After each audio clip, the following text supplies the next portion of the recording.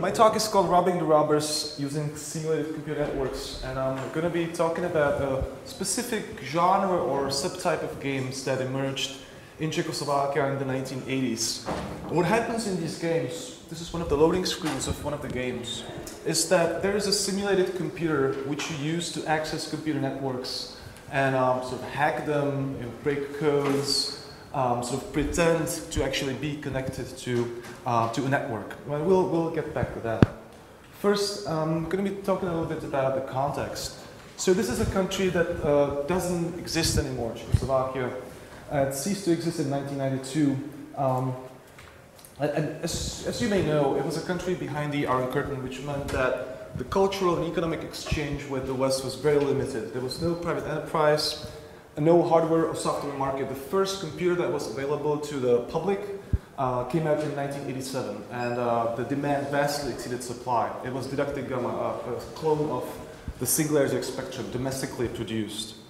Otherwise, people couldn't really buy a computer at a store. The economy was inefficient, which could be seen as the example of the computers that were produced domestically, which were notoriously unreliable and were sort of lagging behind the standards in the West. Also, imports were limited as well, and there were enormous customs duties. All of this has led to this situation. The penetration of home computers was much lower in Czechoslovakia than in some of the Western countries, 10 times so in 1989. But despite all these limitations, people were actually working with computers. There was a lot of hobbies, actually a vibrant computer hobby scene, most of which was centered around computer clubs, which were affiliated with sort of state-run organizations such as the Socialist Union of Youth. And many other people were importing computers themselves from the West, which was not easy, but it could be done. So in the end, in 1989, there was around, these are estimates, contemporary estimates, there was around 200,000 computers, home computers, in people's hands. Most of these were the singularity spectrum, which was the dominant platform in Czechoslovakia, the Atari 8-bit computers, sort of the second largest platform. The PMD-85 is an interesting platform. It was a domestically produced computer. There weren't that many of them, but it was in the clubs and it was at schools, which meant that people were very familiar with it and were making games for it. At the same time, when there was enough people to form a community, there was a very efficient informal distribution in place, which, according to one of my interviewees, worked at the speed of lightning. Western games actually were being circulated in the country and were being cracked and were passed around in the exchange networks. This is a code that describes how this worked. I make copies for my friends, they make copies for others, and this is how programs are copied and passed on here. The speed is unbelievable. One of the games that I released was offered back to me from Bratislava 6 days later. Bratislava was the capital of Slovakia. It still is the capital of Slovakia. And that's like 350 kilometers. So you can see like the network was pretty efficient. And the fact that the network was this efficient meant that there was an incentive for people to make games because they could be distributed. Before that, they did make games, but they were mostly for their own personal use. They programmed the games so that they were able to play it, but now you can actually produce games that other people played. It was a homebrew effort. It was a very sort of cottage, not even industry. It was a homebrew community. Fuka, again, one of the most prolific programmers of the 80s, describes it in these words. This is also from a contemporary source. The few individuals that make games in our country can naturally hardly compete with teams of specialists for whom making games is not only fun, but also a job, a paid one, of course. One person can hardly be a good author of a game idea. I think by that they meant mechanics. A programmer, a graphic artist, a musician, and also have enough time to pull it all off. Despite this, over 200 games made before 1990 have been preserved in online archives. There's no centralized archive of Czechoslovak games, but there are online archives run by enthusiasts that collect these. So to sum up the situation, the Czechoslovak game culture was marginal. it was pretty much dependent on what was coming from the West. People actually, games actually crossed the border in sort of cracked legal versions. And that meant that there was actually enough entertainment for people because they could play these Western games. That for the domestic programmers, what this meant was that they sort of had to carve niches for themselves in a way. So they started making text adventures in Czech and Slovak, which were otherwise unavailable. Text adventures was a genre that was otherwise unavailable to people here because there was almost nobody who could actually read English. They made conversions for other platforms, and hacking games I will be talking about is one of the type of games that were quite popular. What was also interesting and kind of logical is that these people used games for other purposes than just entertainment. They used games to communicate with the community. They used them to connect with other people who had computers. They took advantage of this exchange network to actually send messages about themselves and the world. And now I'm going to be talking about the hacking games themselves.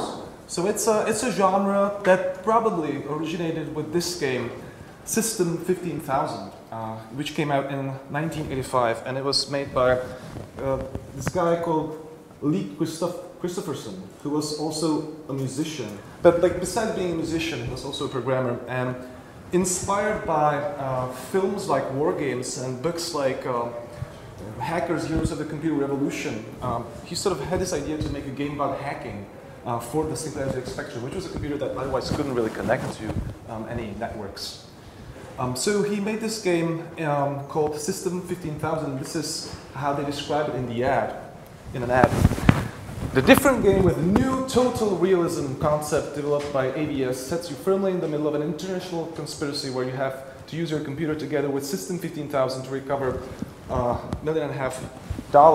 The game is a real-time investigation that realistically captures the excitement of accessing computers by telephone and breaking their codes to obtain vital information. So what you basically did in the game is that you got messages, like sort of email messages, kind of, in which you got various sort of puzzles and codes, and you got hints on how to hack into bank accounts, and you got this sort of encrypted messages that you decrypted. It was fairly linear, but not totally. So always at one point you sort of could do two things at once, and you had to decide which thing you'll do and which thing you'll do next. So it had some sort of freedom to it, although it was more like a puzzle kind of puzzle-solving adventure game. It was a flop in the UK. It didn't really sell well, and there were no other games like that produced really. I mean, there have been some. It was a very sort of particular thing. It never really took off. It never really took off as a genre. Whereas in Czechoslovakia, it did take off as a genre. There was this game released in 1986. Only a year after System 15,000 by this guy František Fuka. He was one of the most prolific programmers back then, a homebrew programmer.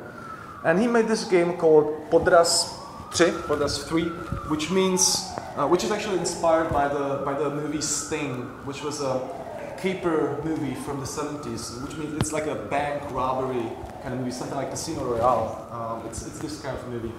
Where the smart hero sort of gets their reward. Inspired by these movies and by System 15,000, he made this game Podraz 3, in which you play the role. This is from the game text. Play the role of the unemployed programmer Tim Coleman, equipped with a Timex 29/7 computer, which doesn't exist. It's never existed. And a RS-2368 modem, and try to rob other robbers with a little help from your friends. And the friends are people who send you these messages and give you hints on how to hack into computers. This game was actually pretty fun, and it got a. This is one of the screens. This is like sort of for you to see what's happening. It's all in text, pretty much. There's like a phone number that you can see, a password which is Delta. This is from the sort of like a tutorial kind of screen. Arthur Brown is one of the characters in the game. They all have these sort of like very English-sounding names like Jack Rager and Tim Coleman and Arthur Brown and so on. And this game spawned many sequels, actually so many that there's quite a mess of sequels. Mass and mess at the same time. So the guy who made Podraz 3 has never made any sequels, but there were other people making sequels to his game. So there were 2 Podraz 4s. There were 2 Podraz 5s. So this sort of points to the fact that the homebrew community was very uncoordinated and that this was a popular idea. So there were quite a few games that followed in his footsteps, and you can see that the loading screens are very similar as a computer. At one point there was 25 of them. So 25 of these games have been preserved for the 8-bit for 8-bit computers. So why was this a thing? I'll offer 2 explanations for that, and I'll sort of use the genre to sort of illustrate how the homebrew community was working here. So, as I said, there was an interconnected community of people who were making games and who were sort of communicating with each other and who wanted to gain social capital by being able to create games. As one of the authors says, I did it for fame. I was entertained by the thought that somebody's using it, somebody's playing it, that somebody knows me and notices this. Hacking games were an accessible form of sort of game object. They were computationally simple. It was not that hard to actually make one. You could do it in BASIC. These people sort of used existing cultural resources, the games that came before, to assemble new objects and sort of send messages about themselves and participated in the scene. So this is sort of a sociological explanation of the thing. It became a trend, it became a thing, it became a meme, we could say.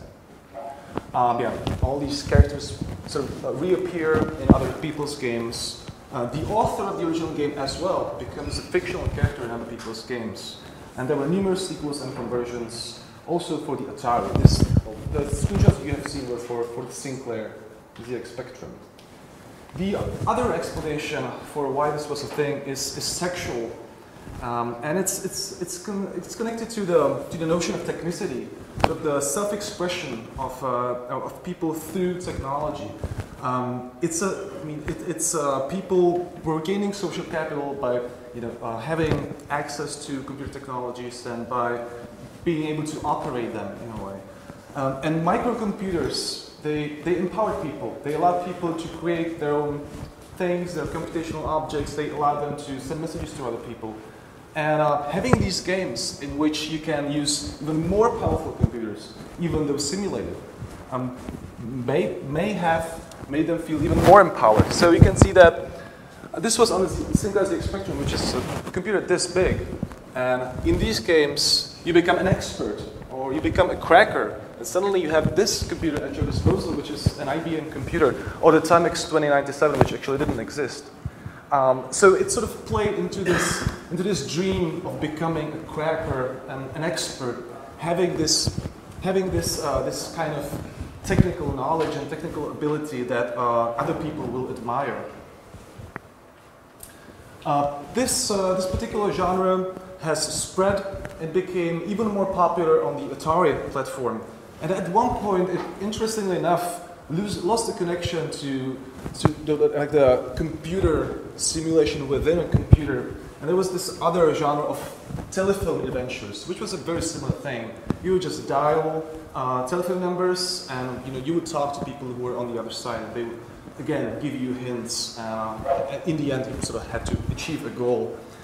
This subgenre of phone adventures was used for political satire as well. There was this game called UVKSČ, which is the Central Committee of the Communist Party of Czechoslovakia, in which you had to, it was made in 1990, and in this game, you sort of had to prevent the Velvet Revolution from happening. And you did it by sort of, calling your friends in the party and sort of trying to stop that thing. And if you won, as a prize, you got a watch. I mean, not a real watch, but in the game, the character got a watch, which was sort of like an ironic thing, right? Okay, so to conclude, hacking games illustrate the hybrid nature of Czechoslovak local game culture. So there was an inspiration from the West, but sort of the growth of the genre was something that was domestic. It became a meme that was sort of happened within the boundaries of Czechoslovakia. So the game culture was sort of marginal, but there were things that were happening here that didn't happen anywhere else. And as I said, the two main explanations for the success of this type of games was the active community of game makers who use this to communicate with other people and use it as basically as a resource to reach other people, and the fact that the genre sort of aligned with the notions of technicity and empower the player. Okay, and that's just summing up this genre in a form of a meme. Yeah. So that's it. Thank you very much, and we'll take questions at the end.